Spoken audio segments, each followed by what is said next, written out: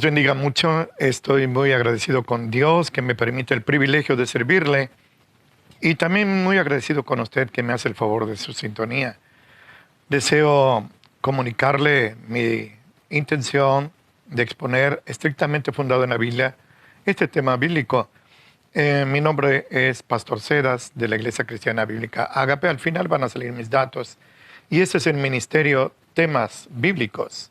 Hoy voy a tratar un tema que es muy actual. Inclusive ha sido un motivo de ataque, un centro de ataque a las iglesias evangélicas, a los pastores especialmente. Y es un tema, pues, doloroso, escalofriante. Hay personas que van al culto y cuando se trata de este tema desde el púlpito desean no haber ido al culto, imagínense. No sé por qué se tiene esa impresión. Se puede hablar contra las borracheras, contra el adulterio, contra cualquier vicio, robo, grosería, idolatría, no hay problema. Pero cuando se toca ese tema, ahí sí duele. Y ese tema es, así como va a sonar, de doloroso, el diezmo. El diezmo. Y yo sé que se han escrito ríos de tinta y se han llenado bibliotecas sobre este tema.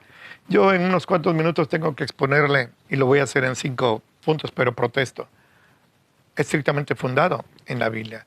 Y lo primero que voy a hacer con usted es definir qué es el diezmo, para ver si estamos hablando de lo mismo, porque cada quien entiende las cosas a su manera. Pero Dios deja en claro esto en Levítico 27:30, donde así está escrito. Y todas las décimas de la tierra, así de las semillas de la tierra como del fruto de los árboles, son de Jehová. Son cosa consagrada a Jehová. Esto es, el diezmo es la décima de la producción, el 10% diríamos ahora. Eso es algo que nos debe quedar bien claro. Y me voy a la semántica. Dice que el diezmo es de Jehová. No dice es para Jehová. No, es de Jehová. Cuando nos casamos en sociedad conyugal, si tenemos una casa, podemos decir con todo derecho, y nuestra esposa también, esta casa es mía y no esta casa es para mí cuando mi esposo se muera. No, es suya. En el momento de firmar el contrato matrimonial, ya ella es copropietaria en sociedad conyugal. Del mismo modo, pero no debemos de perder de vista algo. De Dios no son las décimas de la tierra. De Dios es todo. El 100% es de Él. Él es el que nos da la capacidad para producir en nuestras finanzas, en nuestros negocios, en nuestra agricultura, en nuestra ganadería, buenos frutos. Y solo nos está pidiendo el 10% y Él nos deja el 90%. En el Salmo 50, fíjese qué pasaje. Dios dice, mía es toda la tierra, todos los animales son míos. Él dice, si yo tuviera hambre, no te pediría a ti, porque mía es toda la tierra. Fíjese, en Ageo 2:8 está escrito que el Señor es el dueño del oro y de la plata. Imagínese usted a don Carlos Slim, nuestro cuatacho. Este hombre dicen que es uno de los más ricos del mundo. Si él tuviera necesidad de un dinerillo, no recurriría a nosotros para pedirnos prestado. Pues del mismo modo el Señor no necesita de nosotros. Mi segundo punto es que hay un ataque mal fundado de cierto grupo religioso que anda puerta por puerta en parejitas. Y ellos dicen que ellos no practican el diezmo porque pertenece a la ley. Le voy a compartir 2 pasajes. Uno está en Génesis 14, 18 al 20, y el segundo está en Génesis 28, 10 al 22, donde encontramos a Abraham regresando de una victoria sobre 4 reyes enemigos, rescatando a su sobrino Lot y a su familia y su ganado, y le sale al encuentro un sacerdote especial, era sacerdote y rey de Salem, él se llamaba Melquisedec, y este hombre bendice a Abraham, y Abraham le da los diezmos de todo lo que traía, un gran botín, una cantidad muy, muy grande. Pero eso sucedió 6 siglos antes de que naciera Moisés, antes de que la ley fuera dada. Aquí Abraham es el padre de la nación hebrea y apenas estaba formando esta nación. No habían sido esclavos en Egipto todavía. En Juan 1:17, nuestro hermano el apóstol Juan dice, la ley por Moisés fue dada, pero la gracia y la verdad por Jesucristo fueron hechas. Antes, 600 años antes de que naciera Moisés, ya Abraham practicaba los diezmos. Y un siglo después, su nieto Jacob, allá en Betel, le ofrece al Señor darle el diezmo de todo lo que él tuviera. ¿Qué le parece? No pertenece a la ley. Antes de que la ley surgiera, ya se practicaba el diezmo. Ahora, algo que nos debe quedar bien claro, y a usted también, porque yo necesito que usted conozca Biblia. ¿Para qué servía el diezmo? ¿Para qué? Tres fines fundamentales. El primero era el sostén de los levitas y sacerdotes. Esa era la familia descendiente de Aarón, la familia sacerdotal de la tribu de Leví. Segundo, para el sostén de los pobres, especialmente de los huérfanos y las viudas. Israel sostenía así, no había parias en ese sentido, por dioseros. Y tercero, como se dice ahora, para el mantenimiento del tabernáculo, que era una carpa sagrada, y después se convirtió en el templo, un edificio de material. Para el mantenimiento del templo es que se usaba. Le comparto unos textos que son muy especiales. En Números 18, ese es un texto que es muy importante que usted lo conozca. En el versículo 26, así está escrito, los diezmos serán entregados a los sacerdotes, quienes entregarán los diezmos de los diezmos. ¿Qué le parece? Mucha gente tiene la idea de que el sacerdote, bueno, la iglesia no tiene sacerdotes, tiene pastores. La gente tiene la idea equivocada, pero así con mala intención, de que el pastor se agarra todos los diezmos. Los pastores, yo practico el diezmo de los diezmos. ¿Qué le parece? Esto es algo que mucha gente ignora. Pero en Deuteronomio 12:19, le comparto, Deuteronomio 12:19, así está escrito, ten cuidado de no desamparar al levita en todos tus días sobre la tierra. Dios le dice a su pueblo, cuidadito con que desampares económicamente a tus sacerdotes, a los levitas. No lo hagas. Fíjese que Dios, cuando Israel venía de Egipto, cuando entra a la tierra prometida, divide toda la tierra prometida, la que fluye leche y miel, donde ahorita es Israel, entre 11 tribus, no entre las 12. A Leví, la tribu de Leví lo deja fuera. Antes de que ellos empiecen a entristecerse, dice, ustedes no tienen heredad, no tienen tierra, porque la heredad, esto es precioso, la heredad de ustedes soy yo. Esto es hermoso. ¿Para qué quiero tierras si Dios es mío? Eso es. Pero como no tenían tierra que sembrar ni ganado para poner allí, pues tenían que vivir de los diezmos del pueblo hebreo. Me parece absolutamente legítimo. En el 14:22 también de Deuteronomio dice, indispensablemente diezmarás todo el producto de tus semillas. Indispensablemente quiere decir sin excusas, no pongas pretexto. Esto nos debe quedar claro también. Hay hermanos que ponen pretextos, que ahora se me vino la colegiatura y todo eso, y dejan de dar sus ofrendas al Señor. No haga eso.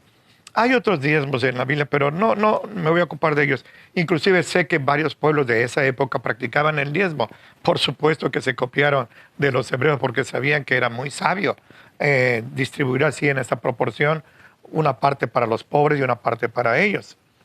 Mi cuarto punto es que en el Nuevo Testamento, y le pido que ponga toda su atención, en el Nuevo Testamento la iglesia no recibe la orden de diezmar. Eso era para el pueblo judío, el pueblo de Israel. Extra. La iglesia no recibe esa orden, como tampoco la de guardar el sábado, la de hacerse la circuncisión, la de ayunar, la de no comer ciertos animales que estaban prohibidos. Mire, la iglesia no recibe esta orden. La iglesia tampoco recibe la orden de dar, como estábamos acostumbrados, limosnas. Hay unos centavitos. No. La iglesia recibe la orden de dar ofrendas. que por cierto no son primicias, el primer producto de la cosecha no son primicias, pero tampoco como ahora se estila y tiene una invención de hace unos 10 años, dar siembras. Siembre usted una ofrenda extra. La iglesia no. Y menos cuando a veces dolorosamente se tiene que recurrir a rifas. No, nada de eso. La iglesia recibe la orden de 10, de ofrendar. Y mire, en 1 de Corintios, capítulo 7, el Señor, permítame, 1 Corintios 9, el Señor da a la iglesia la orden de dar ofrendas, pero dice así, ¿qué no saben que los que trabajan en el santuario, en esa época los sacerdotes y los pastores, comen del santuario y que los que sirven en el altar del altar participan? Escúcheme, así también ordenó el Señor a los que anuncian el Evangelio, que vivan del Evangelio. Esto es absolutamente legítimo, honesto, normal. No se está haciendo algo inmoral o deshonesto. En Gálatas 6, otro texto que muy rara vez comparto, así está escrito: el que es instruido en la palabra, comunique en todos los bienes al que lo instruye. ¿Qué le parece? Si usted tiene un pastor que se ocupa de edificarlo a usted con doctrina sana, sobre todo, compártelo con usted lo material. En la 1 de Corintios 9, nuestro hermano Pablo dice, ¿qué es gran cosa si nosotros sembramos lo espiritual en ustedes y cosechemos lo material? Claro que no es la gran cosa. No, otros tienen más derecho. Por ejemplo, el fisco. El fisco no le pregunta a usted si le permite descontarle ahí un impuesto especial. Cuando usted se da cuenta ya le llegó el sobre descontado. Pues, vea, si esos tienen derecho, cuanto más nosotros, dice el apóstol Pablo. Sin embargo, para evitar que haya malas interpretaciones, Dios establece un versículo que todos conocemos, 2 de Corintios 9:7, así está escrito, y esa es la regla para la iglesia. Cada uno dé como propuso en su corazón, esto es voluntariamente, sin que nadie le esté imponiendo. No con tristeza, ay, va mi ofrenda, pero yo no quería darla porque me quería comprar un no sé qué, un reloj, un no sé qué. No con tristeza, ni por necesidad, porque le estén machacando desde el púlpito. No, porque Dios ama al dador alegre. Aquel que ofrenda voluntariamente, gozosamente, pero también agradecidamente, Dios lo ama y lo bendice. No que le quita bendiciones y le da maldiciones, mucho menos que le quita la salvación. La salvación no depende de que usted ofrenda o no ofrende, sino de su fe en Cristo Jesús y una vida de obediencia. Pero entonces, le pido que usted haga conciencia, reflexione. Si no fuera por el Señor, vaya, ni tortillas podríamos comer. Debemos dar generosamente, agradecidamente y voluntariamente. Casi concluyo, me voy así contra el reloj, pero voy a decir esa pregunta: ¿quién cree usted, mi hermano y hermana? ¿Quién cree usted que está en una posición superior? ¿Israel o la iglesia? ¿Los judíos o los cristianos? Voy a tratar de ser rapidísimo para decirle 5 puntos. Mire, Israel, el pueblo de Dios del Antiguo Testamento, está bajo la ley. Hasta hoy está bajo la ley porque no aceptan a Cristo como el Mesías. Todavía lo están esperando. El que va a aparecer y los va a engañar es el anticristo, pero ese es otro tema. Israel está bajo la ley. La iglesia está bajo la gracia. Israel no puede salvarse bajo las obras de la ley, porque por las obras de la ley ninguna carne se justifica delante de Dios. Esto es muy claro. Gálatas 2:16 y 3:11 dice eso. Por las obras de la ley ninguna persona puede salvarse. Pero la iglesia, fíjese, la iglesia sí es salva. Y no porque sean buenas personas, sino porque sus maldades, nuestras maldades, mis maldades, ya fueron lavadas por la sangre de Jesucristo. Ellos no están seguros de su salvación. La iglesia sí está segura de su salvación. Ahora, otro punto importante. Ellos no son templo del Espíritu Santo. La iglesia sí. 1 de Corintios 3:16 dice que la iglesia es templo del Espíritu Santo. Y finalmente, Israel no tiene el canon completo, solo tienen 39 libros. La iglesia cristiana tiene los 66 libros del canon completo de la Biblia. Entonces, analizando estos 5 puntos, ve usted quién está en superioridad espiritual. No me refiero a lo material, espiritual. Y yo creo que concuerda conmigo fácilmente, con los ojos cerrados, sin mucho análisis, que la iglesia está en superioridad. Vea esto, la posición de la iglesia, entonces, nos debe dar una sensación de privilegio. Pero piense, si Israel, que está bajo la ley, que no es templo del Espíritu Santo, que no está segura de su salvación, practica el diezmo, y la iglesia que está en posición superior, un lugar más elevado, ¿cuánto debe de dar? Nada más piense eso. Ya con eso, le voy a decir algo muy personal, es un secreto y no se lo diga a nadie. Yo no practico el diezmo. Se me hace muy poco. Se me hace mezquino darle al Señor solo el diezmo de tanto que Él me da. Y no hablo económicamente, sino las bendiciones que me da mi esposa, mis hijos, la familia, la iglesia, el hogar, la salud, el aire, el trabajo, todo. No. Es muy poco el diezmo. Pero eso es mi posición personal. A nadie le impongo nada. Ahora, ¿por qué este resulta un tema doloroso que se toca casi con algodones, casi se le baja el volumen al micrófono? Si es un tema precioso. Voy a concluir, trataré de en 1 minuto o 2. En cuanto al diezmo, hay 3 posiciones que la gente puede adoptar. Los cristianos, ya dejo a los judíos. Primero, dar menos del diezmo. La iglesia está arriba de Israel. Si el diezmo se te hace mucho, pues da al menos del diezmo. Segunda posición, dar lo mismo que daba Israel, el diezmo. Y tercera posición, que muy pocos toman, muy pocos, hay mucha ingratitud en el pueblo de Dios, dar más del diezmo. Yo le pido que usted se ubique. Yo sé que hay muchos que no dan nada, y si dan limosnas, Ubíquese usted. Usted debe dar menos o igual o más que el diezmo. Concluyo con 2 palabras bíblicas. Josué, cuando llega, ya había muerto Moisés y mete a Israel a la tierra prometida, ahí en Canaán le dice que tomen una decisión, hagan lo que quieran, quieren servir ídolos, sí, háganlo. Pero mi casa y yo, esto es personal, mi familia y yo serviremos a Jehová. Mi hermano y hermana, tome usted la decisión que quiera. Usted va a dar cuenta a Dios, no yo. Pero mi familia y yo serviremos a Jehová.